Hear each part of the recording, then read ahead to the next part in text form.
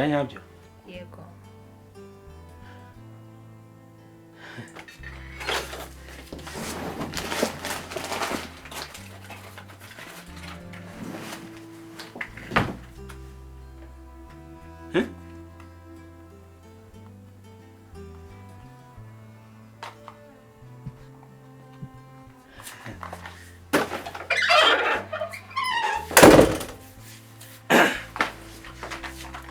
kora akantu gato nashaka kwanza kukubwira.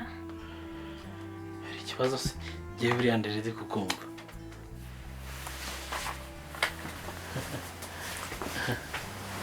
apfa kuba katabangamye to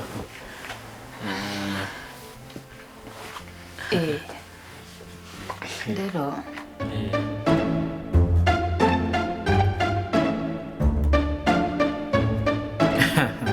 ese koko nyame ibintu ngemba ndi kukubwira nibyo buriya ngewe uramutse uje hano wahita ubona itandukaniro ryanjye n'abandi basore bari ikibazo ahubwo n'ubushomeri buba burimo ari danje. ikibazo cy'aba bakobwa Ubushomeri aba ari danje kabisa. ubushomeri se nyine ubushomeri bwo buriya umuntu yazanabwitaho n'ikindi gihe ikibazo amatransport ava i Rubavu agera i Kigali kuyabona aba ari ikibazo cyane ko umuntu aba nta business yindi yari ari gukora yari yicaye mu rugo. ariko nawe ntugakabye urumva transport koko ngewe umuntu n'umugabo ukora ega n'ubwo tuvugana ngewe n'ubu tuvugana ndi mu biro nuko nari ndi mu nama nkavuga ati rero reka nsohoke nkuvugisha tuvugana nicaye mu biro y'ahantu rero urumva ntago transport ko kubanira 3,000 rwose byananira pe Reka transport ntabwo ari 3,000 amatike yarazamutse cyane ko najya njya mu modoka zisanzwe bitewe nuko njya mpamagara Higiro ngenega private kubera mpamagara Higiro ikindi imodoka mba nyene tungenda mikenya byandeye ko Higiro ni ugutwara se neze neza uhamagara Higiro akaba ari ugutwara Higiro se ni genda nduka mu modoka yo nagiye mu modoka isanzwe y'abagenzi basanzwe za Ritiko ziramvuna ntabwo njya nzijyamo. ugenda uruka mu modoka biba bisaba nyine ngo ngende muri privé kugira ngera aho njya meze neza nyine nta kibazo. ariko nta kibazo da ubwo se urumva niba atakiri 3 nta kibazo umuntu yakongeraho nk'igihumbi cyangwa nka 2 da ukaza nyine ugafata nako kaji mu nzira. oya pe mu modoka ya privé ntabwo byaba 4 bigira mu 8 ntabwo wava i Rubavu ugera i Kigali mu modoka nta kintu gufata ntabwo byashoboka. biba bisaba ngo nawe ugende hari ku buryo se nagira Nyirangarama nkabura n'ikintu mfata we ku buryo nagira Nyirangarama sagira ikintu mfata wenda 20,000 byahura ngo ngahe 20,000 ako no kugenda no kugaruka oya no kuza gusa no kuzamuka gusa hagiyemo no kumanuka bishobora gufata muri 40 40 ku muntu umwe cyangwa uzazana na famille yanyu yose. oya ntabwo nabya famille no kuri kuva i Rubavu kuza muri privé ni 8,000 sibyo nzagura ibinini bizatuma ngenda ntaruka mu nzira nzagera mu nzira nzakenera ikintu cyo gufata mu nzira yego ewe ndumva bihenze none se nta kuntu buriya waza nkaguha 10 ukaza wagera i Musanze akaba ariho hongera andi nka 5 gusa no 10 byahura koko nagerageza bigahura nyine wagera i Musanze nkajya hongera naye ngira ukuntu byahura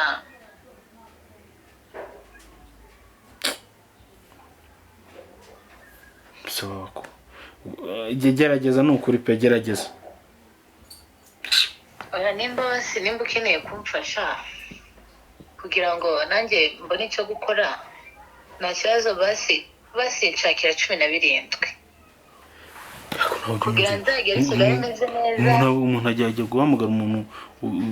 guhamagara umuntu ngo bapange kwaza kumusura ubuse ibihumbi 17 azaza no mu buryango wabo cyangwa azanyongeza urimo ijujuta bimeze bite mwana ahuzika abakobwa bo ibintu byose babigize business ma je umuntu turavugana ngo muhereze tikazana Kigali nsure yangiza akambwira ngo azaza na privé ngo yagiye mu modoka isanzwe ngo araruka ngo azagura ibinini byo kutaruka ngo azajya kwa Nyirangarama ngo azagira ute uziko ibintu byose babikabiriza yarashaka kutunga na famille yenyine nese ntuza abakobwa b'iyi minsi 2020 kuva Gisenyi ubwo bivuze ngo tike ya rero turu ni 40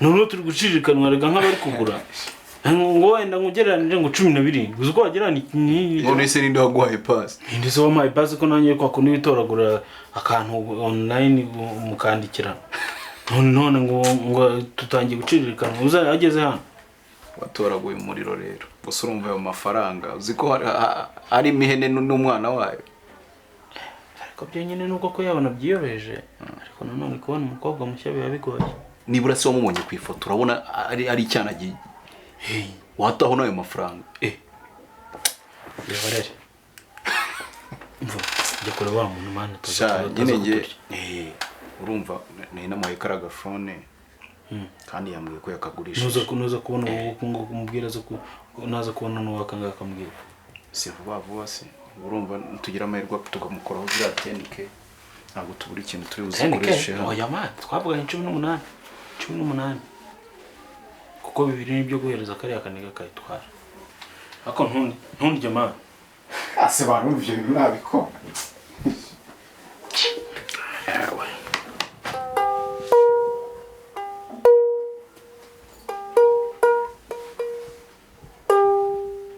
So kuri usa neza no uri gushadikishiriza ibyo bireke banga n'ingirizi amanza akongomani bari gukora umuti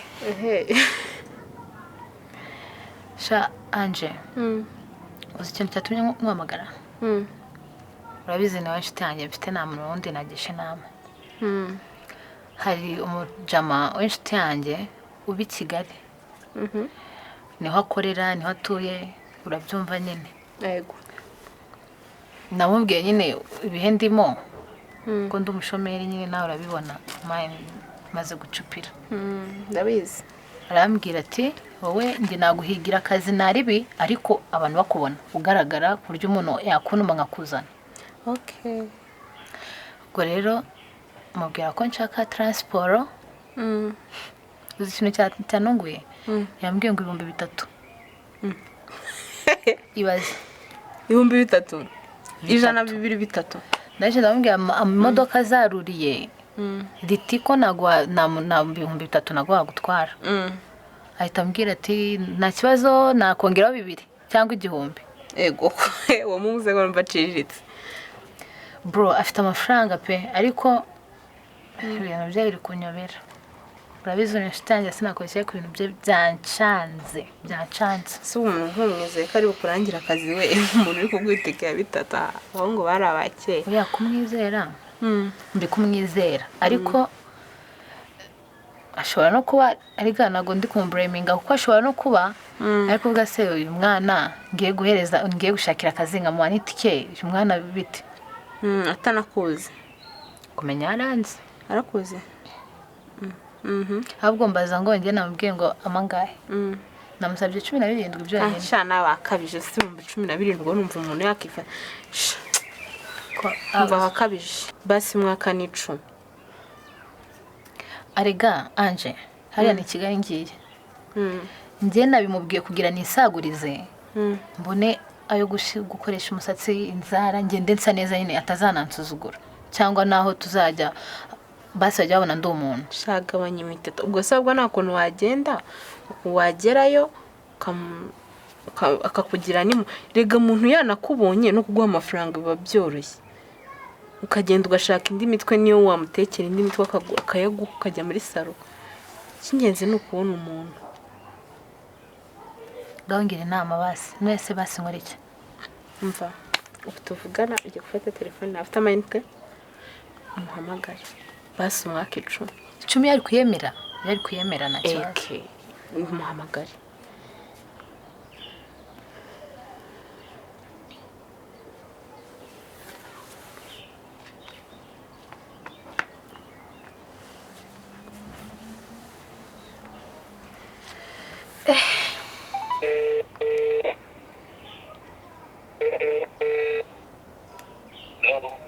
Ada Oui, bimeze bite meze neza nyabi Peters.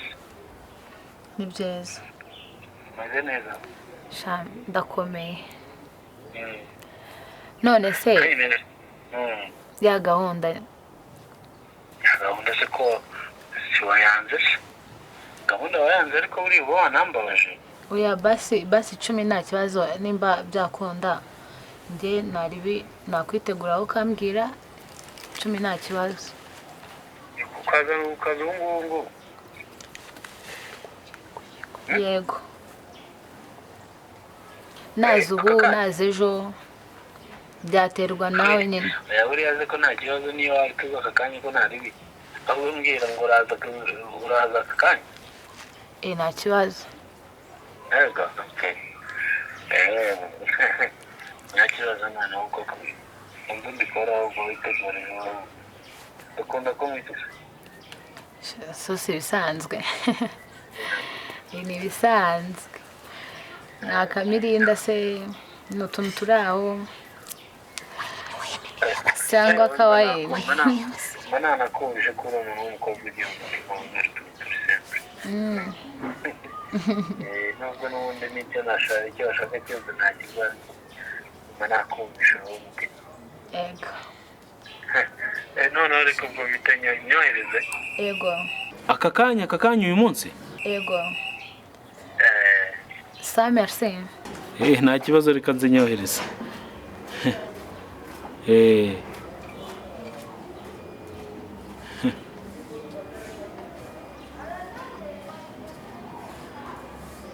ongeye nariye ikibazo ndayirisha iki neza ko abakobwa baba bari seriye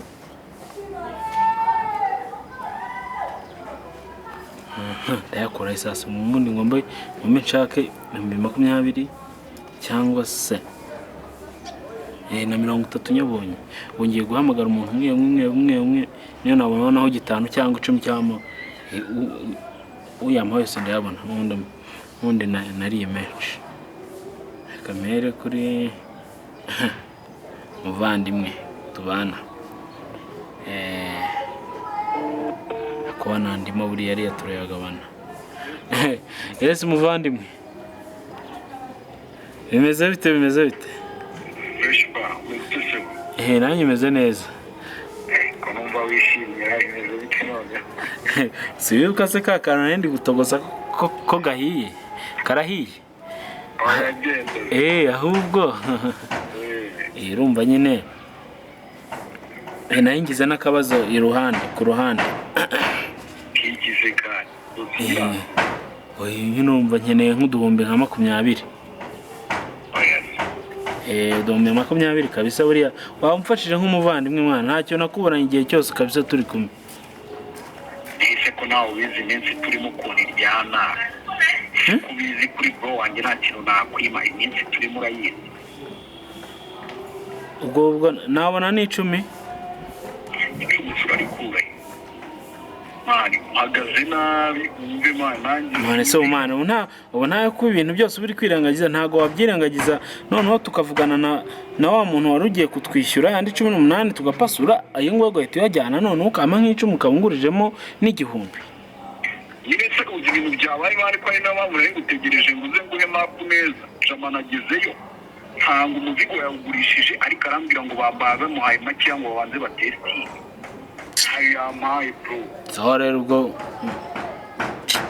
ivuga menshi ubwo nta nayo uramba niki byakure yenda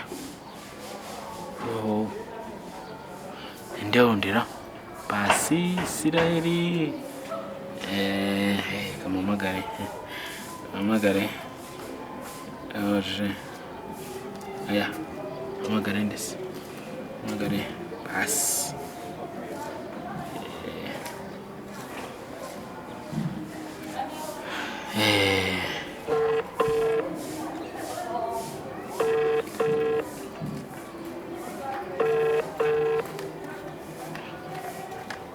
Muvandimwe. Amahoro. Nta mahoro rwose. Muvandi. Akabure kambikiye. Narakakubikiye kabisa humura. Sawa. Umva se umva naye mfite umwana ngiye kubwiza ukuri nk'umuvandimwe pe. Mfite umwana ushaka kuza kunsura pe kandi agiye guturuka kure. Nta kuntu wanguriza nk'uduhumbi 20. Ukuntu ndi hasi ahubwo. Ndakirye sana. Ndakirye wumve ko hashize nk'icyumweru Equity nyigurije 30 nanjye. Reka zanduza umuntu wabaza wenda simpuri cyangwa se cya filime niwe heruka mu karaka ka sound. Okay, sawa. Ako gufilime yamubwira mu zindi geste nyine sinzi kudira umujugazi. Reka mujugazi. Urakoze umuvandi, urakoze kabisa. Nari.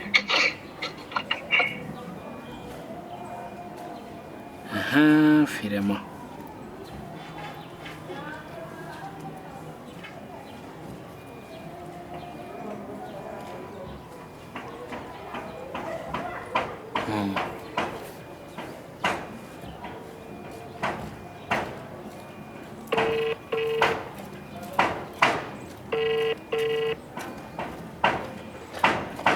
Yes, muvandimwe. Salam. Muvandimwe bimeze bite se? Umva se? Kona yimo inakabazo wangurije nk'uduhumbi 20 cyangwa 30. Nakabazo. Iwana yankubitiraho kabisa. Yaje. Harakoze cyane musaza.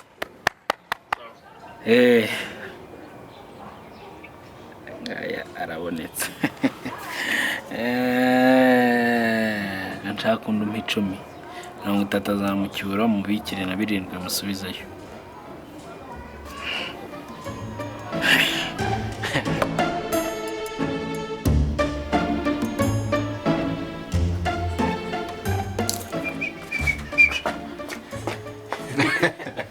Yo bro. Bimeze bite? Bro, bimeze bite sema? Fresh. Unange ibintu ni sawa. Ko niwe ufite ibyishimo bidasanzwe rero habaye.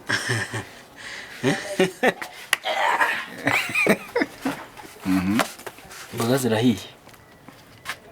Cyane uragifashe se? Namenye ufitemo ikintu cy'uburayi.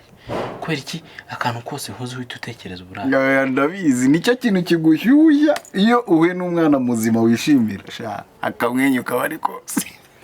Akabyo wamugana ingeranije ibyo byishimo ngira. Nahandi kabisa. Ariko rega tujye tuvugisha ukuri igitsina gore kirayoboye. Uriya wagiye kunyobora ino minsi. Oya. Ni mushya. Ni new brand. Nyine witwararika utwaye tutashirira ko abana b'iyi minsi barakama bro. Nonese urumva ni arakatekerezo naringise. Nabona ngiye nawe hano tubamo mu nzu turi babiri. Cyane. Kandi turumvikana kabisa. Fresh. Buriya turumvikana hari ukuntu ngiye nawe tujya twumva ibintu kimwe. Barahita mvuga ati kabisa uyu ni wowe wundi kabisa.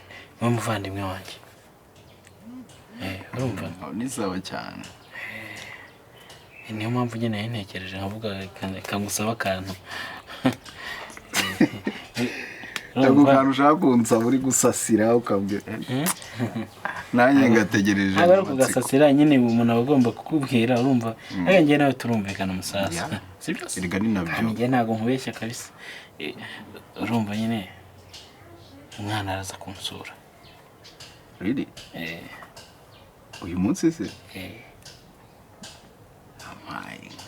Twabinogeje ngo kabisa. Wasanga ari no mu nzira agiye kuza ari bo bageza. Kuko numvishe buri he nawe yari ukuntu yayifashe seriye. Niyo avuga ati no mutipa arimo imari. wasanga yibwiye ko atomboye ikirombo. ariko buriya njye ndimo n'imari nibo n'imari utazankinisha mwana uzabona mama zano mama rigiye gutya nta kazi ndakora ariko buriya njye ndimo imari niyo ngakoze ubwo rero gusa ntunsebye njyewe se njye ntabwo nagusebya kabisa ariko ubwo urumva nyine ndi kwibaza urumva njye nawe turara ahantu hamwe tuvuga nyine ku busaswa bumwe ku gitanda kandi ararara rero nyine ndi kubwira nta kuntu buriya waba umuvinzeho gato nyine ukabyirengagiza. none se ibyo bintu byo kujya kundaza ku gahinga nabyo birimo kandi nyine ni faveri pe ni faveri ni ukuri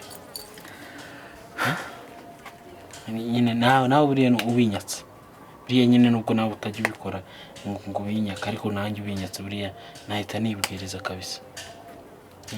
okay gusa yenda hari ji yanjye buriya ndaza kuyibaza numve niba ihari nta kintu bitwaye gusa ntumbabarire uyu munsi no kubera imfabusa. njyewe se ariko aranyibagiwe sha aranyibagiwe twumvikane undaje ku gasozi naza ngasanga urimo urabyineka ntago wanyira byineka se ako jya unyizera jya undeba ungirira icyo cyizere uruvuga ati hari umuntu ufite nizeye. okay ndabibona uyu munsi urabibona yeah IG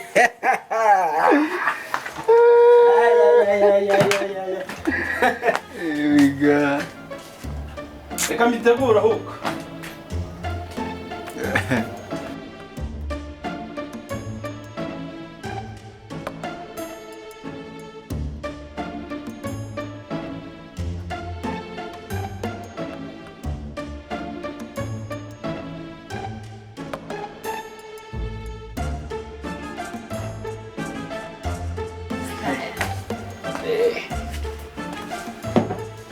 rero nayo ndi kumanza kumutuza zambwiye ka oranje gakonje se oya ntabwo njya ibintu bikonje banzanira agashyushye njya ibintu bishyushye ntabwo njya ibintu bikonje banzanira agashyushye se mba nta kibazo ntayipfunduye ariko ntabwo njya ibintu bikonje ku buryo ntanayipfunduye utakwihangana ngo tuyisuke ihore nyihanganire rwose njyamo ibintu bishyushye gusa ibikonje wapi amanji n'abari danje ntabwo wakwihangana se nibura tukagenda umuntu akayitereka ahantu hashyushye igahora gusa wakwihanganira gupfa ntabwo byakunda ntabwo nakwica ndeba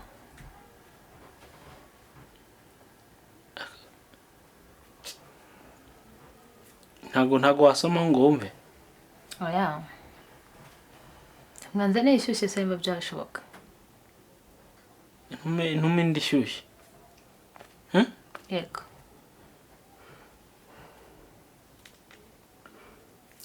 nta kibazo kanze mpamagare intume ndishyushye nk'iyi ngiyi yego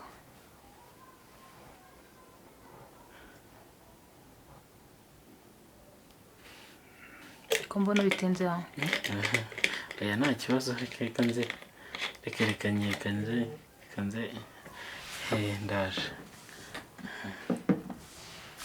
yindi nk'iyi ko bitindaho cyane aya ntabwo ndi kubitinda kuko nayo ndi kukubaza ntaza kugira ngo ndibeshye nshaka indi nka ino ariko ishyushye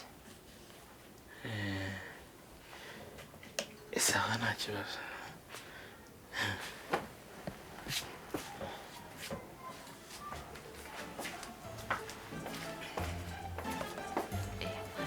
tipera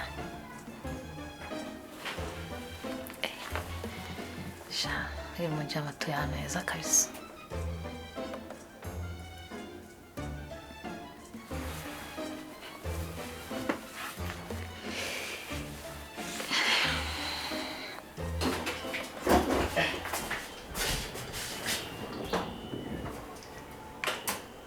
nzana indi fanta kuki abantu batagira impuhwe nyine ifate nzana indi fanta nsigaranye amafaranga 6,500 kandi azakuramo n'itike ya 5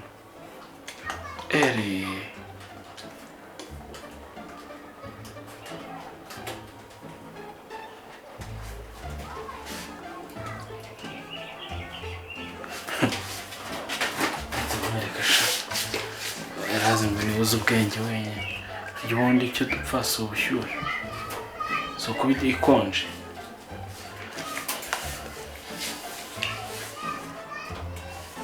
kubera uko bikonje ndaje mwereke harimo ishyushye noneho mubwire ni ibiki ariko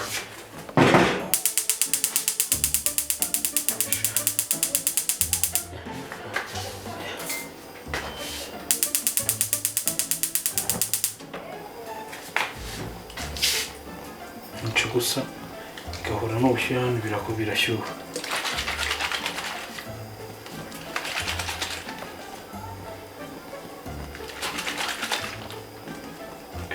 ese daki ubwo se wayiteka kama amazi irashyuha hano gire ubundi mubwire ko hano haba hakonje byataye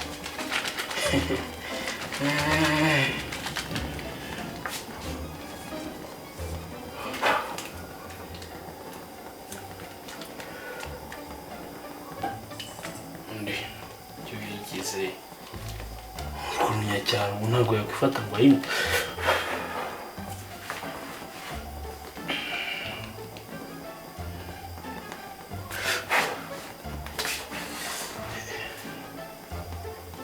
ibura kugabanuka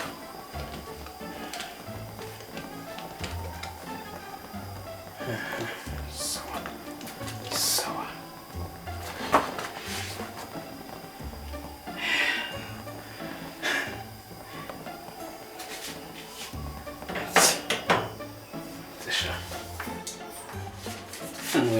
niba bazi ubwenge bonyine ndimpanagure uyumvamo n'uburaba bwasigaye ntabwo ari njye wayirema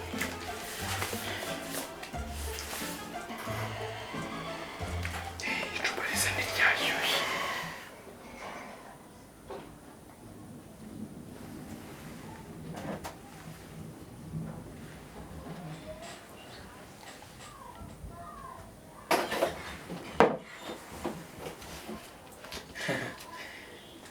mba nyibonye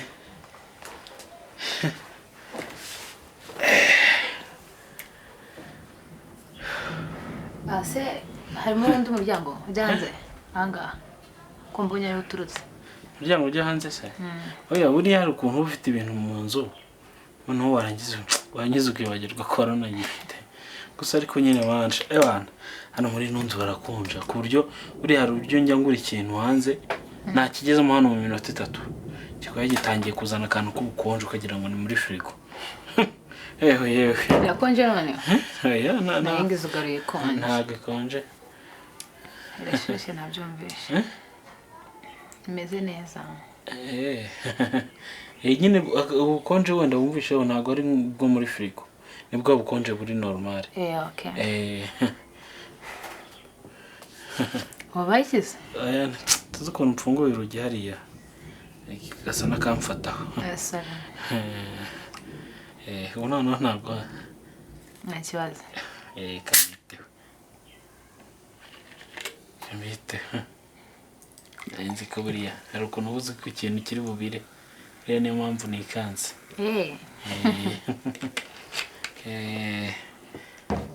wari umeze neza se ameze neza nta kibazo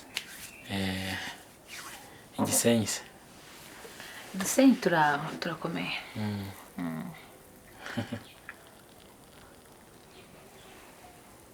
buriya ni ukujya unywa gake kuko buriya hari ukuntu unywa ikintu kenshi noneho ugasanga kirakwangije kuburiya cyane cyane ibintu byo mu nganda biba birimo amasukari menshi ku buryo ufite nko gugotomera gutya ugahita upfa gutya buriya ndamuzi umuntu wigeze ugira hari umuntu wanyweye fanta none yari ni iya orange da none tujye kubona gutya kwa ko n'umuntu avuga mfite icyaka ndumva nkeneye agafanta ari gutomera urabeshya agendera ko tubona rumwe ibyo bintu byarabaye ku kazi kabisa mu minsi ishize buriya nawe biragusaba kujya ugenda unywa gake ko ari sereri gake kuko ubu ngubu byaranampamuye no kujya umuntu anywa gake nimba ari gakeya kabisa ku buryo nk'iyi ngiyi yageza amara igihe kinini okay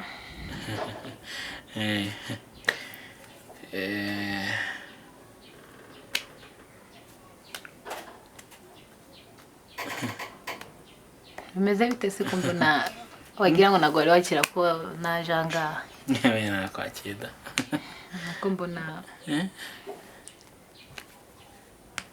hari uburyo umeze butandukanye nuko natekerezaga ko ndi bugusange yes buriya wambonye ubona n'umuntu utandukanye njye narikubwiye buriya hari ukuntu umuntu andeba ku ifoto agahita abona ndi umuntu uri seriye cyane nako akabona ndi umuntu uri seriye ariko buriya noneho no mu buzima busanzwe ndi seriye ariko ntabwo yemera cyangwa biragendana byose uri nabyo oya njye ntabwo nakwemera kwemera buriya ntabwo ari ibintu byiza ku muntu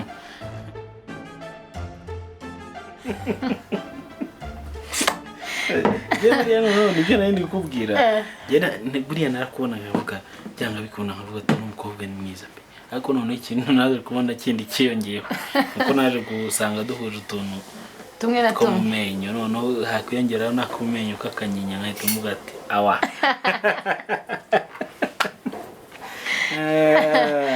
sha byo rataduriye ku bintu byinshi buriya nakuriye buriya njye nanjye niyo mpamvu nakubwiye ngo hari ukuntu nihariye wihariye ute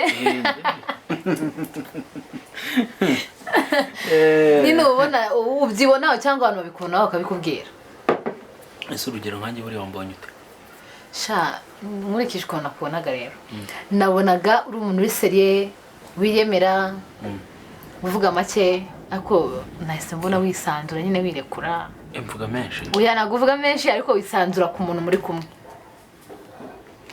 nabikunze ariko ntacyo buriya nabaye na menshi buriya njye ntanayagabanya nta kibazo mba mfite oya ugiye kubifata muri sansi itari none se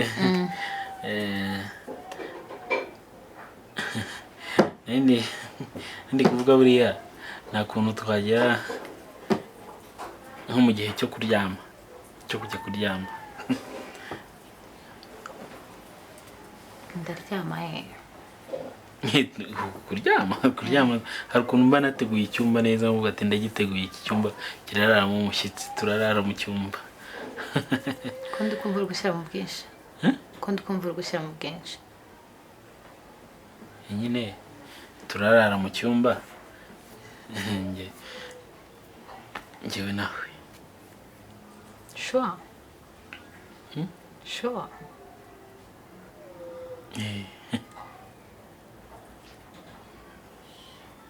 njye nawe oya ntabwo ibyo naje biteguye ntabwo ari nabyo byanzanye hari ikibazo se njyewe buriya nakubwiye nta kibazo cyanjye njyewe buriya si ukuryama se ni ukuryama kandi rwose buriya njye nta kibazo cyanjye nyine nese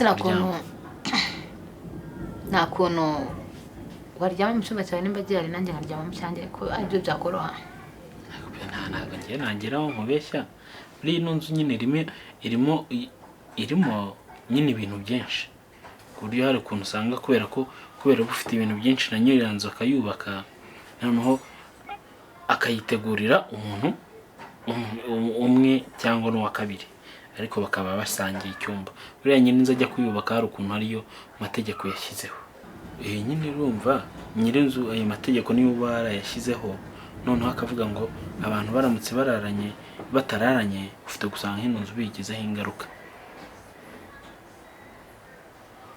okay nta kibazo nyerekaho ndyama nyerekaho ndyama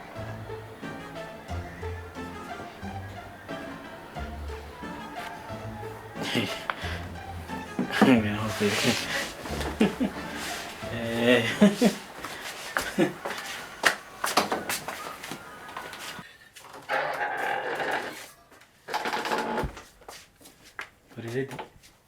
Yego. Cyanyabyo? Yego.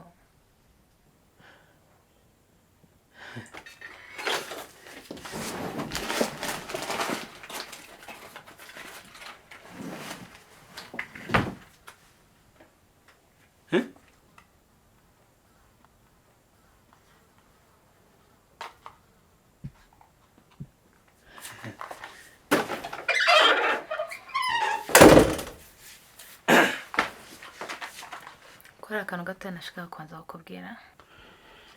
Hari ikibazo se ngiye buriya ndereze kukumva.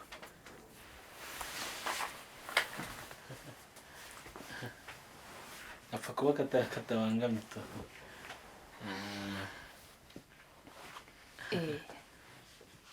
Rero twebwe muri famiye yacu. Muri famiye se? Iyo ubonanye n'umuntu bwa mbere. N'umuntu bwa mbere? Yego. Ubwo ushatse kuvuga ko ari ubwa mbere mbese ubonanye n'umuhungu? Ngende suje. Rata nakabibonye. Nabibonye buriya, nabibonye nkikubona ndakubona uvuga ati uyu muntu afite impano nzaniye. Iyo rero twebwe ubonanye n'umuntu bwa mbere.